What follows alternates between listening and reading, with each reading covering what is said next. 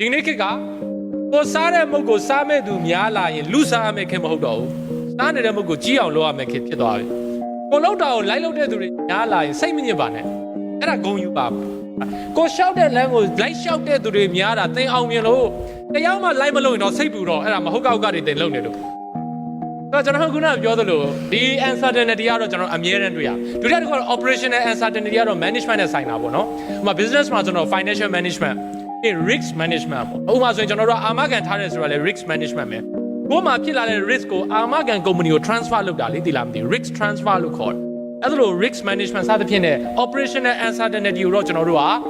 management strategy နဲ့ဖြည့်ရှင်းရပါတယ် management strategy နဲ့ဖြည့်ရှင်းရတယ် structural uncertainty တော့ business strategy နဲ့ဖြည့်ရှင်းရပါbusiness management မတူပါဘူးတချို့က business management မတူပါဘူးတချို့လူတွေ management သိကောင်းတယ်သူ့အဖွဲ့အစည်းကိုကောင်းကောင်း